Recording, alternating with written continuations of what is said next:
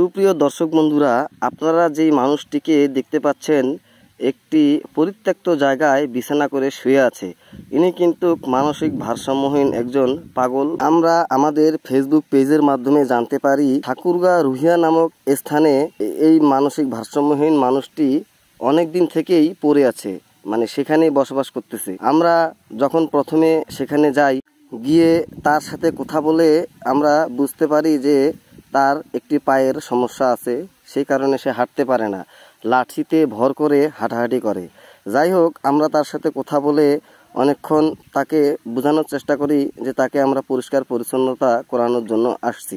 আমরা প্রথমে তার চুল দাড়ি কেটে দেওয়ার পর তাকে আমরা নখগুলা কেটে দিই, তার মোজগুলো অনেক মোটামুটি বড় হয়ে যায়। আমরা তাকে সেগুলো পরিষ্কার করে দেওয়ার পরে তার শরীরে দেখতে পাচ্ছেন অসংখ্য ময়লা লেগে আছে। আমরা সেই গোসল করানোর জন্য তাকে একটি পলিথিনের বিছানা বিছাই, সেখানে তাকে বসাই এবং বসানোর পরে পানি দিয়ে শ্যাম্পু দিয়ে তাকে প্রথমে ওয়াশ করে নিই। আপনারা দেখতেই পাচ্ছেন সে কিভাবে বসে আছে, কারণ তার পায়ে আগেই বলেছিলাম সমস্যা আছে।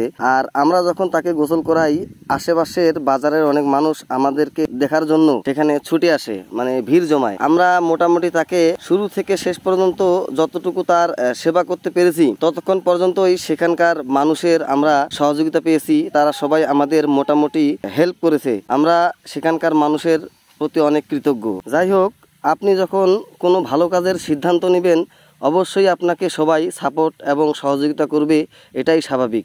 আর আমরা যে কাজটি করতেছি, এই কাজটি আমরা নিয়মিত করে যাব। আপনাদের আশেপাশে যদি এমন ভাসমান ভারসাম্যহীন পড়ে থাকা মানুষ দেখেন কিংবা আপনাদের আশেপাশে থাকে, অবশ্যই আমাদের তোলপাড় বিডির টিমের সদস্যদেরকে জানাবেন। আমরা সেখানে গিয়ে সেই মানসিক ভারসাম্যহীন মানুষটিকে যতটুকু পারি সহযোগিতা করে এবং তাকে পরিষ্কার পরিচ্ছন্নতা করে দিয়ে আসবো। হতেও পারে সেই মানসিক ভারসাম্যহীন মানুষটিকে তার পরিবার খুঁজতেছে কিংবা হারিয়ে গেছে, তারা কোনোভাবেই পাচ্ছে না। আমরা যখন আমাদের টিমের দ্বারা তাকে পরিষ্কার পরিচ্ছন্নতা করানোর পরে যখন আমরা তাকে অনলাইনে ফেসবুক ইউটিউবে যখন তার ভিডিও ছাড়বো, তার পরিবার যদি দেখে তাকে চিহ্নিত করতে পারে, তাহলে এটাই আমাদের সবচেয়ে বড় পাওনা। কারণ একজন পরিবারের সদস্য হারিয়ে গেলে সেই পরিবারের মানুষ যে কত কষ্টে থাকে, সেটা একমাত্র যার হারায় তারাই বুঝে। আমরা তাকে কিছু জিজ্ঞাসা করতেছি, আপনারা শুনতে থাকুন। এই মুরব্বির বাসা কুমিল্লা নোয়াপাড়া এলাকায়। আমরা যতটুকু জানতে পারি, বাকিটুকু আপনারা শুনতে থাকুন সেখানকার মানুষের কথায়। কুমিল্লা নাওয়াপাড়া বাসা আপনার? আপনি এখানে যাবেন না? মনে করে যে আমার ভিডিওটা ফেসবুকে ছাড়বো, বুঝছেন? যদি কেউ নিতে আসে তাহলে আপনি যাবেন, বাসা যাবেন? আপনার ছেলে মেয়ে কতজন? নাই? আপনার কোনো আত্মীয় স্বজন নাই? আপনার নাম কি? মমিন আলী। ও, এইদিকে কিভাবে আসছেন আপনি?